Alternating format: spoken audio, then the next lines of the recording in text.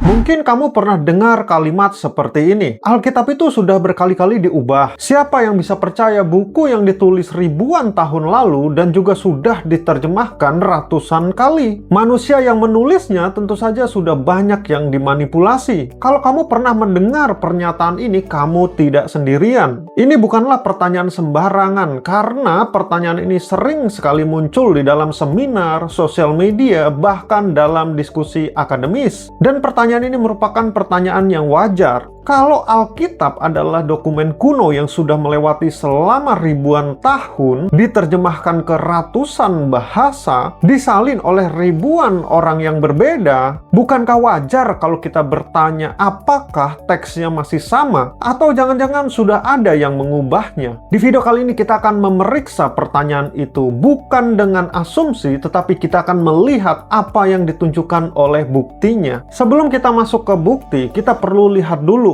dari mana pernyataan ini berasal, karena ini sangat penting untuk mengetahui kenapa orang itu bisa percaya dengan pernyataan seperti ini. Ada beberapa sumber yang cukup mempengaruhi. Pertama, klaim dari tradisi Islam. Dalam teologi Islam ada doktrin yang diajarkan yang bernama ta'rif, yang secara harfiah berarti pemalsuan atau perubahan teks. Banyak umat muslim yang meyakini bahwa Alkitab yang ada saat ini itu sudah mengalami perubahan dari wahyu aslinya. Ini bukanlah tuduhan asal-asalan. Ini adalah bagian keyakinan teologis yang sudah dipegang oleh mereka. Yang kedua adalah karya seorang akademisi barat yang populer. Salah satu buku yang cukup berpengaruh adalah buku yang berjudul Misquoting Jesus, karya dari Bart Ehrman, seorang profesor studi agama dari Universitas North Carolina. Bart Ehrman berpendapat bahwa teks Perjanjian Baru ini sudah mengalami perubahan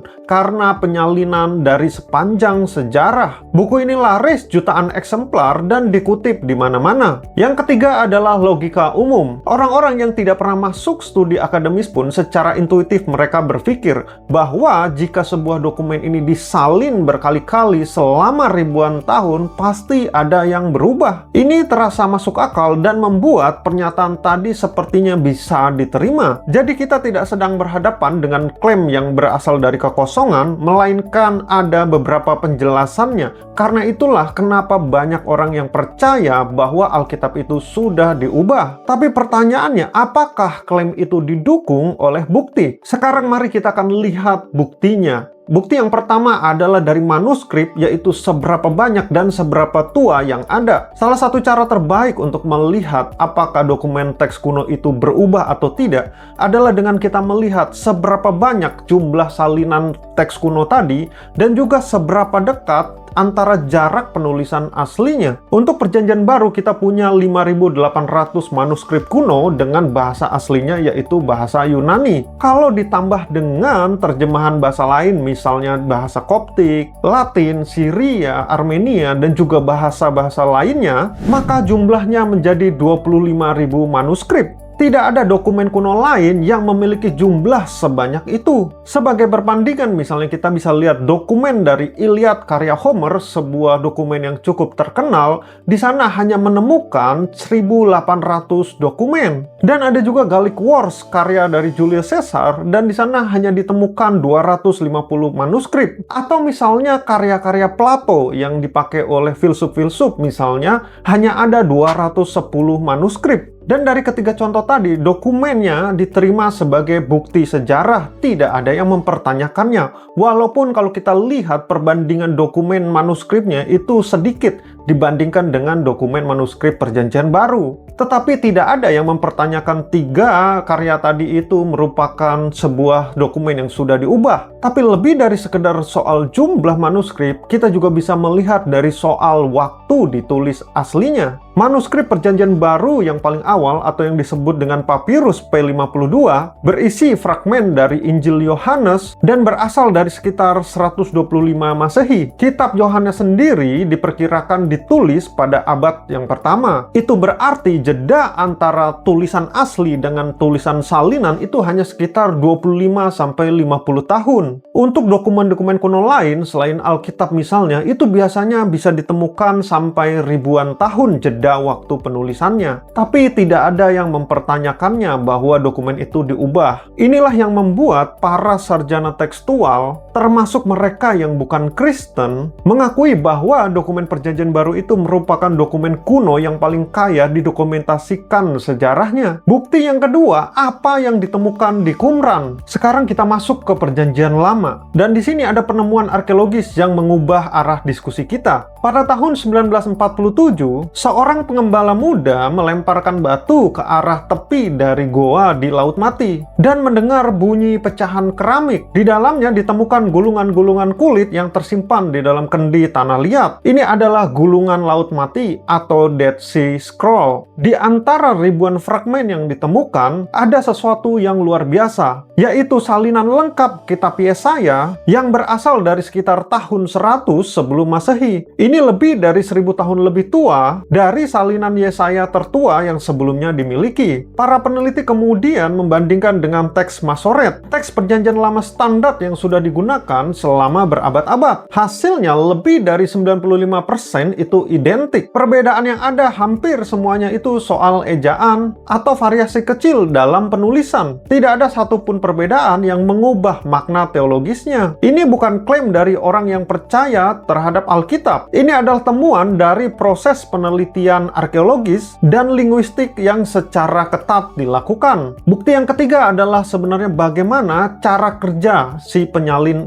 ini. Salah satu asumsi yang sering muncul adalah karena manusia yang menyalin pasti banyak yang diubah, entah karena sengaja atau tidak sengaja. Asumsi ini tidak salah sepenuhnya, tapi tidak memahami sebenarnya bagaimana proses penyalinan teks suci dilakukan. Dalam tradisi Yahudi, orang-orang yang menyalin kitab suci ini disebut dengan soferim, dan kemudian pada abad pertengahan disebut masoretes. Mereka bukanlah sekedar penyalin biasa. Mereka punya aturan yang sangat ketat. Setiap huruf dihitung dalam setiap baris. Setiap kata dihitung dalam setiap halaman. Jadi jika terjadi suatu kesalahan, bahkan itu hanya satu huruf saja, seluruh halaman itu harus dibuang, bukan diperbaiki. Selain itu ada prosedur ritual khusus yang dilakukan ketika ingin menuliskan kata Tuhan. Proses ini bukan untuk efisiensi. Ini adalah ekspresi rasa hormat terhadap teks suci yang dipercayai sebagai firman Allah. Hasilnya ketika gulungan Laut Mati ini ditemukan dan dibandingkan dengan teks 1000 tahun setelahnya,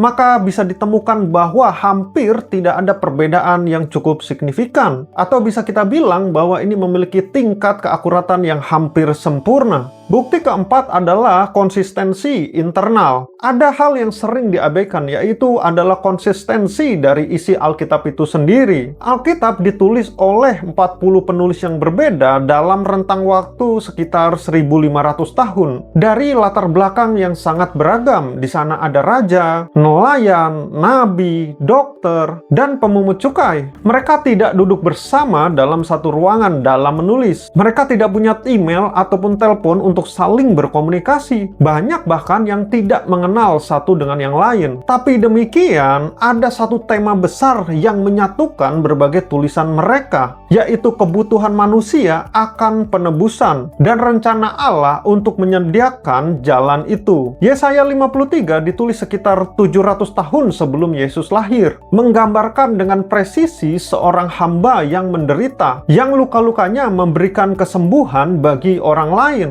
Mazmur 22 ditulis oleh Daud ratusan tahun sebelum penyalipan itu digunakan untuk hukuman mati, menggambarkan seorang yang tangan dan kakinya tertusuk, dikerumuni orang yang merebut pakaiannya. Konsistensi seperti ini bukan sesuatu yang dapat dipalsukan. Pemalsuan yang terencana justru biasanya meninggalkan jejak ketidakkonsistenan, karena tidak ada satu koordinator pun yang dapat mengontrol 40 penulis dalam rentang waktu 1500 tahun. Lalu bagaimana dengan klaim dari Bart Ehrman? Dia benar menyatakan bahwa ada variasi tekstual antar manuskrip. Para sarjana teks memang menemukan perbedaan-perbedaan di antara ribuan salinan yang ada. Tapi yang sering tidak dipublikasikan dalam ringkasan bukunya adalah bahwa sebagian besar variasi tersebut bersifat minor. perbedaan ejaan, urutan kata, atau penambahan kecil yang tidak mengubah makna. Dan justru karena kita punya lebih dari 25.000 manuskrip, para ahli bisa membandingkan dan mengkoreksi dengan teks aslinya secara akurat. Bahkan Bart Ehrman sendiri dalam bukunya yang lain mengakui bahwa tidak ada satupun doktrin Kristen yang bergantung pada ayat-ayat yang diperdebatkan. Artinya, meski ada variasi, inti pesannya tidak berubah. Jadi, bagaimana kesimpulannya? Kita sudah melihat beberapa bukti. Manuskrip Perjanjian Baru lebih dari 25.000